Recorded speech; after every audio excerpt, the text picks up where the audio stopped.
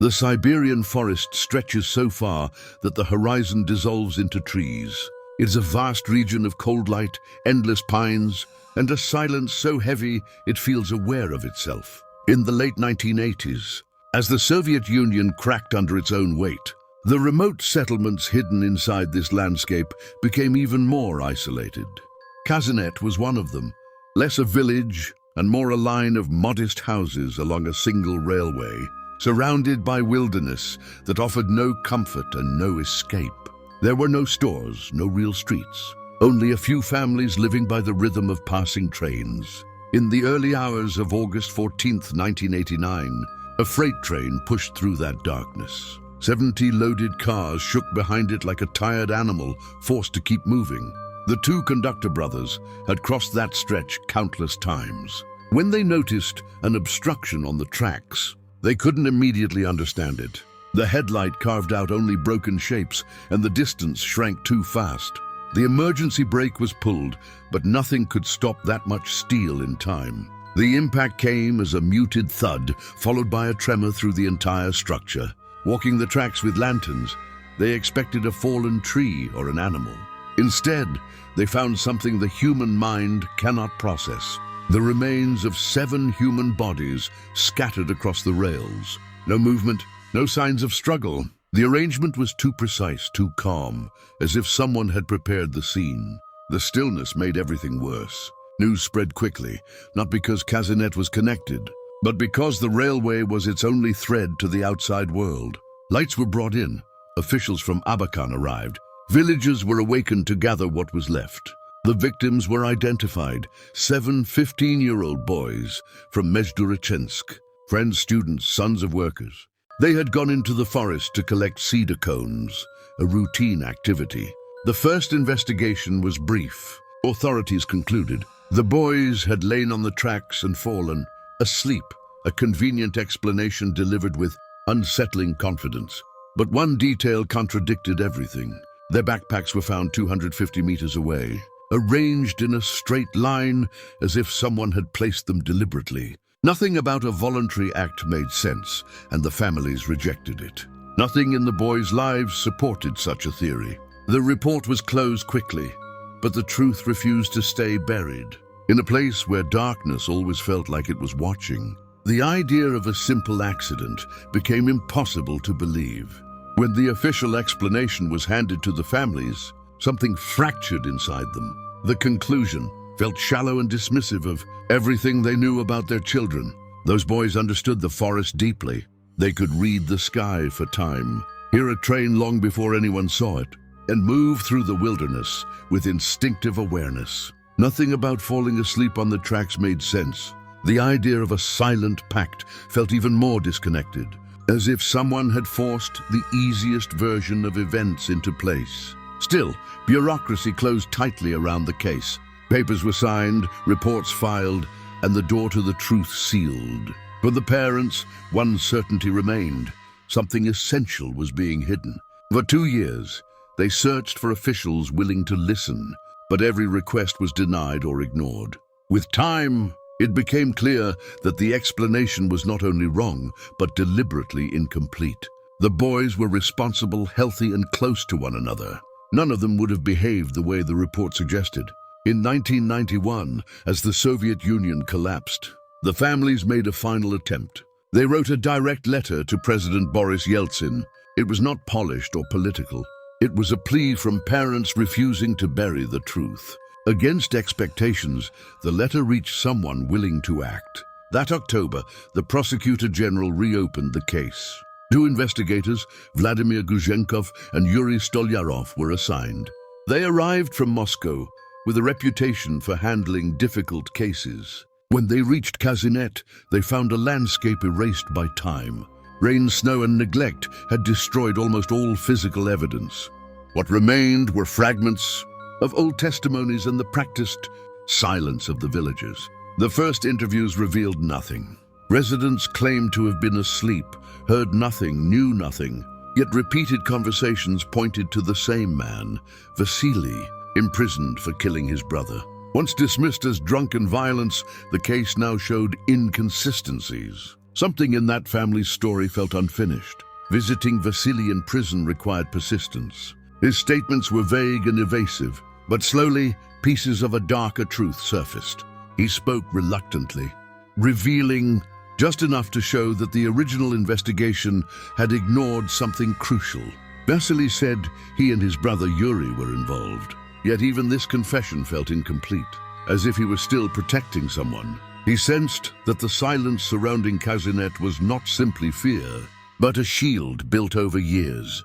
Each hesitant pause, each altered detail, each evasive glance suggested a deeper story buried beneath loyalty, intimidation, and the weight of a village that had learned to survive by never speaking aloud what it knew.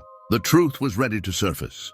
The more Vladimir Guzhenkov pressed, the clearer it became that Vasily was speaking in circles. His confessions shifted with the day, the pressure or his own mood, as if he were constantly measuring how much truth he could reveal without exposing something larger. The injuries on the boys, the placement of the objects, the precise alignment of the backpacks, none of it matched his fragmented narrative. Each inconsistency pushed the investigator toward a deeper suspicion. The brothers were not acting alone. When Vladimir requested permission for a new forensic examination, the families felt a weight settle over them. No parent should ever receive such a request, yet they agreed. Not out of hope, but because uncertainty had become unbearable. The exhumations changed the atmosphere of the entire region, creating a suspended stillness. And when the caskets were opened, the official story collapsed. The boys had not been killed by the train. They had been beaten. Skull fractures, shattered jaws on both sides, broken ribs, and trauma to the chest and abdomen indicated concentrated, deliberate blows delivered with heavy tools. Specialists began testing impacts on biomannequins using metal bars and equipment, commonly found in railway depots. Only then did the injuries align. This was no accident. It was intentional homicide, followed by a carefully staged scene. The Supranenko brothers, the train conductors, who saw the bodies under the locomotive's headlights, confirmed a crucial detail. The victims were not scattered. They had been arranged, positioned in a way that ensured the incoming train would erase immediate visual evidence. It was not panic. It was precision. Cornered, Vasily changed his story again. Now he claimed a third man was involved, Slava, his brother, conveniently dead, unable to contradict anything. The explanation felt calculated, and it was still implausible. The 7 boys were strong and athletic. The brothers were thin, frail, physically incapable of overpowering so many victims. The puzzle refused to resolve. The breakthrough came during a tense interrogation, when Vasily slipped and mentioned a new name, Nikolai. He was not a random local. He was a police lieutenant from a nearby town, known to be in Kazynet that weekend. He insisted he had left before the incident, yet multiple witnesses placed him drinking with the brothers and the railway foreman. Soon another name surfaced, Pyotr, the foreman's brother. But Pyotr would never speak. He died shortly after the investigation reopened, in timing too convenient to ignore. The pattern forming in Vladimir's mind no longer resembled an accident or a chaotic fight. It looked like something planned, a sequence set in motion before the train ever rounded. The curve at 1:40 in the morning. The truth was closing in, and the final details would reveal a darkness extending far beyond the quiet boundaries of Kazynet. The breakthrough that reshaped the entire case came late at night, inside a cold interrogation room where exhaustion finally crushed the last layer of resistance. The railway foreman, who had carried the secret for years, surrendered with a voice that shook under the weight of memory. Once he began speaking, the investigation flipped on itself. Every theory built since the boys' deaths fractured, replaced by a version of events colder, clearer, and far more disturbing than anything previously imagined. His confession did not reveal complexity. It revealed recklessness, panic, and the catastrophic convergence of alcohol, authority, and fear. He described events from 2 years earlier, when Kazynet slept beneath the vast Siberian night. The forest, dense and indifferent, absorbed the usual silence. But inside a cramped house near the tracks, men sought escape from monotony. The foreman, his brother Pyotr, the brothers Vasily and Yuri, and police lieutenant Nikolai drank homemade alcohol until the room wavered and logic dissolved. Laughter gave way to irritation, irritation to arrogance, and arrogance into a volatile mix capable of tipping the night into tragedy. When the bottles ran dry, frustration sparked. The store was closed, but desire for more pushed them out into the cold.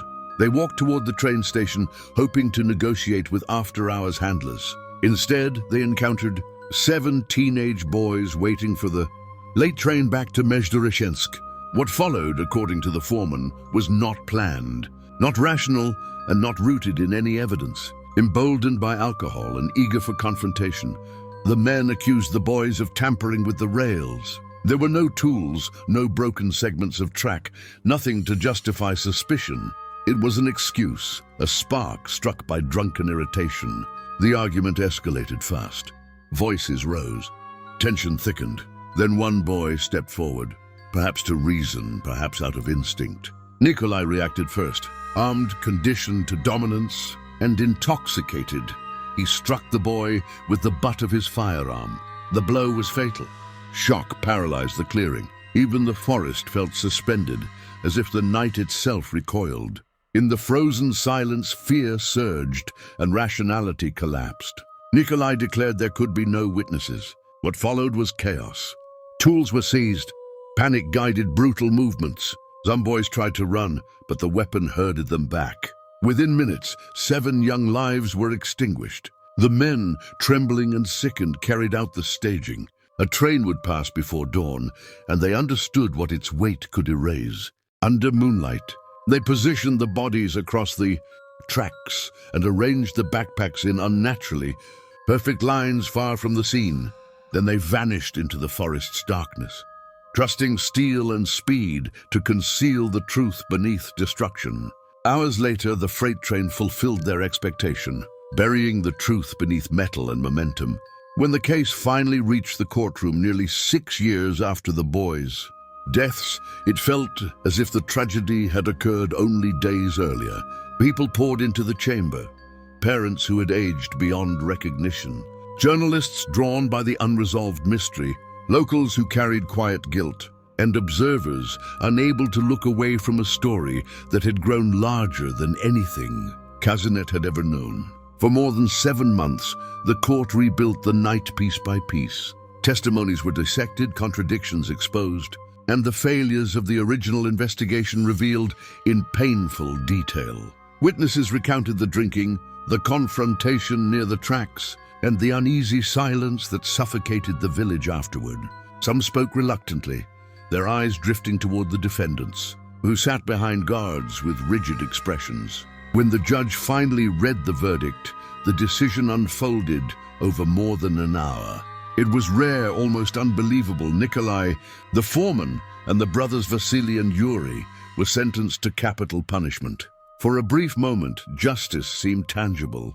The families, exhausted yet determined, felt a fragile sense of recognition for their sons. But Russia was shifting under their feet. Political transitions and pressure to align with European human rights standards reshaped the legal landscape. On May 31, 1996, an appeal was filed challenging the verdict. The Supreme Court accepted it. With one ruling, everything collapsed. The death sentences were annulled. Because of procedural flaws and bureaucratic gaps, the defendants were released. They simply walked out, free men returning to the same region stained by their actions. After their release, events darkened further. Vasily assaulted a cousin rumored to know details he had never revealed. Yuri died shortly after. Officials cited pneumonia, but whispers around the village suggested suffocation. Then another death shook the community. A railway worker who had helped remove the boys' remains years earlier was found beneath a moving train. Authorities insisted it was an accident, though the pattern grew too precise to ignore. Through every reversal, every disappointment, and every bureaucratic failure, the parents refused to withdraw. They wrote letters, filed petitions, and pursued every possible path toward truth. By the late 1990s, National attention had moved on. But for them, the case lived in every breath. The fight for justice became their anchor, a refusal to let their sons be erased by fear or political convenience. In February 1997, after relentless pressure from the families, the Prosecutor General reopened the case. This time it was placed under a category designated for concealed or unresolved circumstances, acknowledging explicitly that the truth had never been properly uncovered. What followed was an exhaustive, grinding effort that stretched across 4 years. Investigators revisited every document, every testimony, and every assumption made since 1989. The boys' remains were exhumed 3 additional times. Forensic specialists re-examined fractures, compared impact patterns, and reconstructed the sequence of blows with scientific rigor entirely absent from the initial inquiry. More than 100 witnesses were questioned. Long-lost files resurfaced from archives. Statements once accepted without challenge were scrutinized under a sharper lens. Some were expanded, some contradicted, and some revealed absences that reshaped the narrative. For the first time, the investigation resembled a complete and serious attempt at truth. Yet throughout it all, one figure surfaced again and again: Nikolai. The former police lieutenant, once condemned and then freed, had returned to public life as though absolved by time. He even became a municipal deputy, holding authority in the same region where the boys were killed. His presence cast a shadow over everything, fueling public anger and reinforcing the urgency of accountability.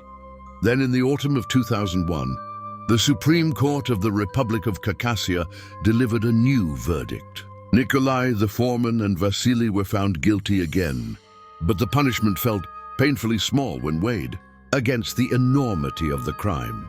Nikolai and the foreman received 10 years in a maximum security colony. Vasily received 7. It was a form of accountability, but far from justice. Even after sentencing, Nikolai continued filing appeals, unable or unwilling to accept responsibility. The families endured each attempt, refusing to let the truth be buried again. Kazynet carried a quiet guilt, a recognition of what silence had allowed. Yet because the parents never surrendered, because they refused fear, exhaustion, or bureaucratic obstruction, the truth endured. Their persistence forced the region to confront the horror of that night and ensured the boys' memory could never again be smothered by darkness.